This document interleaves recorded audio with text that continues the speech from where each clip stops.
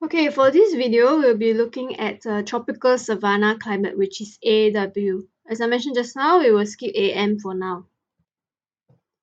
Okay, so for the AW climates, these generally lie both to the north and south of the AF climate, which is the rainforest climate.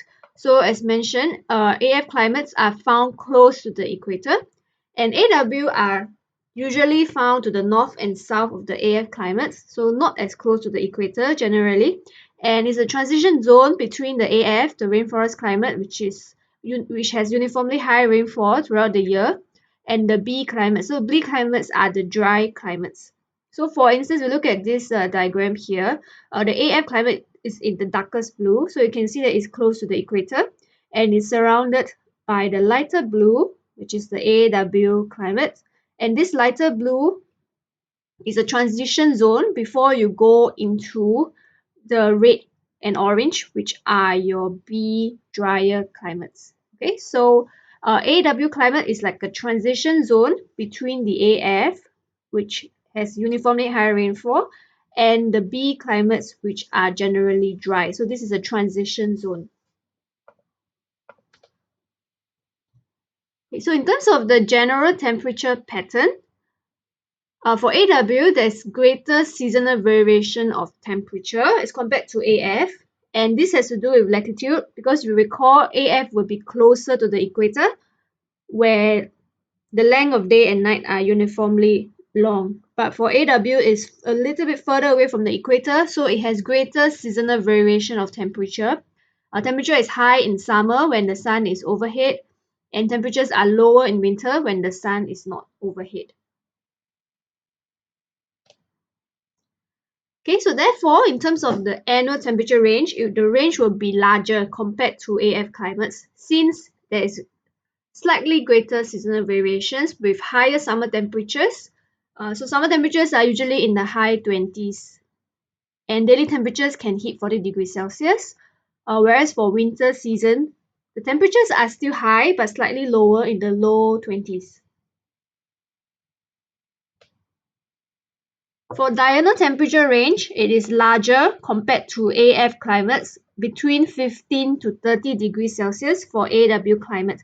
So larger range of temperature on a daily basis, especially in winter and the dry season. In the dry season where there are no clouds and therefore a larger diurnal temperature range. Okay, so you have to link to the rainfall pattern. So during the wet season, where the ITCZ is in the area, of course, the diurnal temperature range will not be as large with the presence of cloud cover. However, during the dry season, which is in winter, where the subtropical high is dominant, there would be a lack of cloud cover due to the presence of sinking air, and thus diurnal temperature range would be larger. Okay, so as I mentioned just now, the reason for this temperature pattern has to do with seasons. Right, so for AW climates, they are slightly located at a slightly higher latitude compared to AF, which is closer to the equator, so about 10 to 20 degrees north and south. So as a result, there would be greater variation in summer and winter temperatures because, for instance, we are located at 20 degrees north and south. In summer, it will be warmer since you have extra about 1 hour and 12 minutes of daylight, right? And in winter, it will be slightly cooler since you have a shorter day of about 10 hours and 48 minutes. So this means that for AW climate, they do have seasonal variation, so higher temperature in summer and lower temperature in winter. Okay, so that's for AW, but just take note, temperatures are still generally high. Even in winter, temperatures are still in the 20s because the length of the day is still quite long at 10 hours and above. Okay, then we go to the rainfall. The rainfall is an interesting part. On the whole, rainfall is considered rather high, right? From 900 mm to 1800 mm. So it's still considered high and therefore it's under the A climate, the humid tropical climate. However, even though rainfall generally is high, it is very distinctive because there's a distinct wet and dry season. And the wet season occurs in summer and the dry season in winter. Okay, so a very distinct seasonal pattern in the rainfall, with summer being wet and winters being dry. Okay, and usually the rainfall tends to be heaviest during or just after the hottest month of the year. So you link back to the position of the overhead sun, right? So when the overhead sun is in the area, it will be the hottest, and this will then drawing the ITCZ, resulting in heavy rainfall.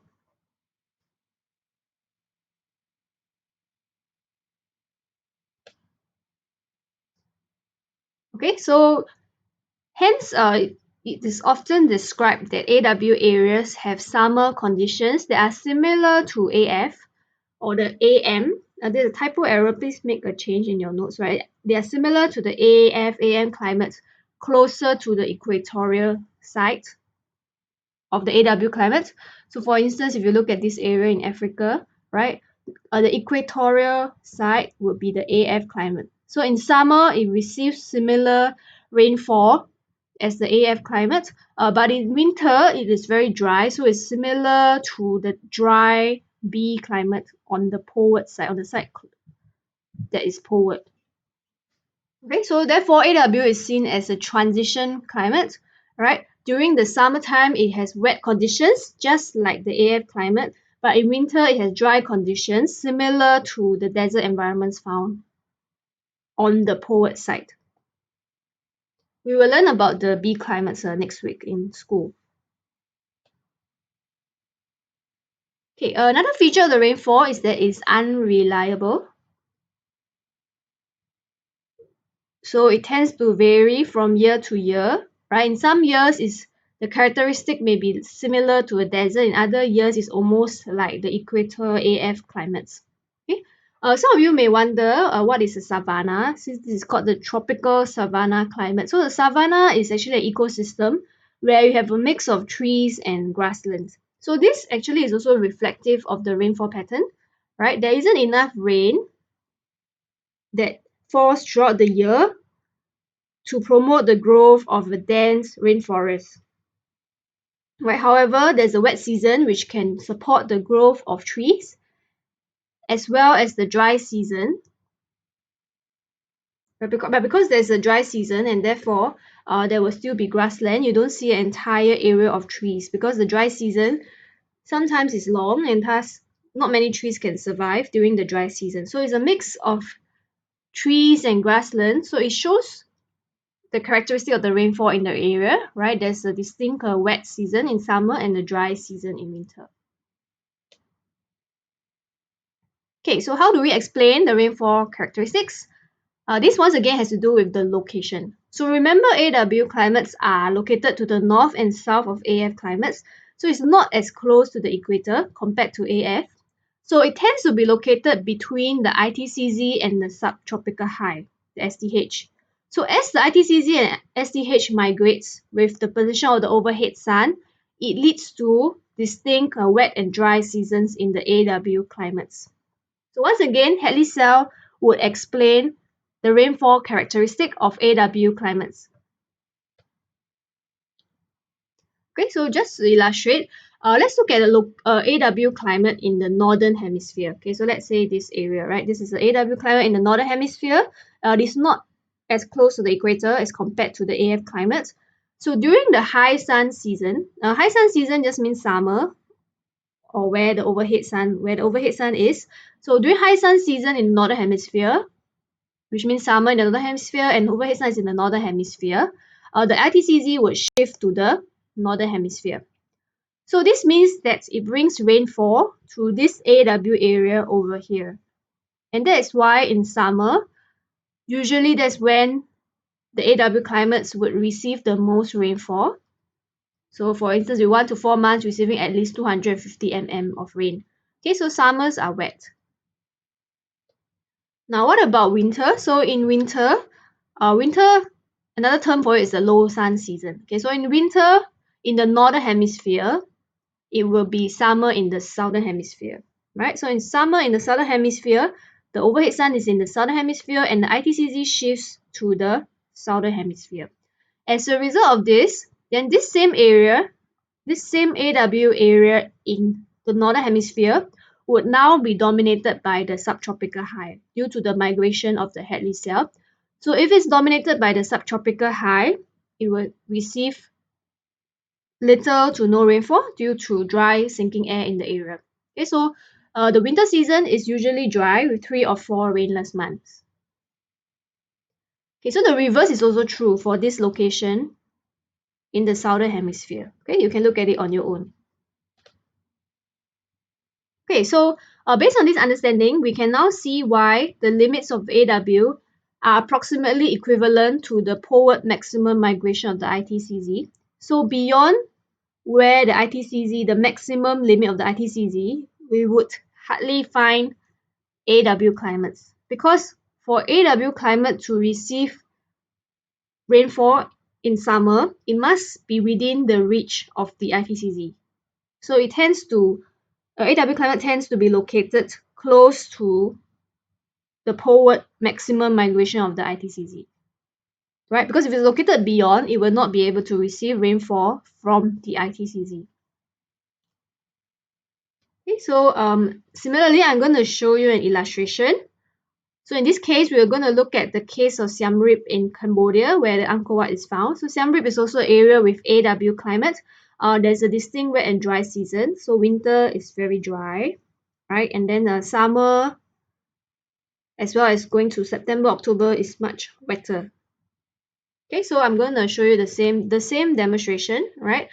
So once again, the blue area is the ITCZ with rainfall, and the red area is the subtropical high with dry conditions.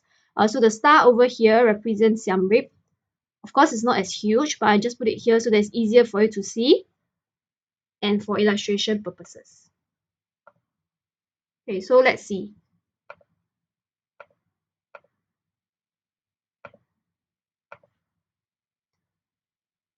Okay, so in March, ITCZ is at the equator.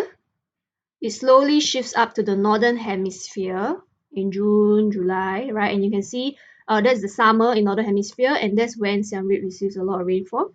September it shifts down,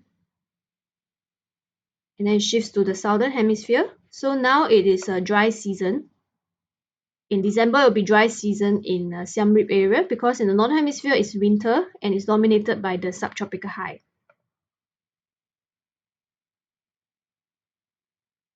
Okay, so I hope you can see from this illustration how in summer there will be rainfall due to the migration of the ITCZ into the area, and then in winter it will be dominated by the subtropical high, and hence there will be the dry season. Yep, so this is all for AW climate. Please remember to go on to do the quiz on Google Classroom for today.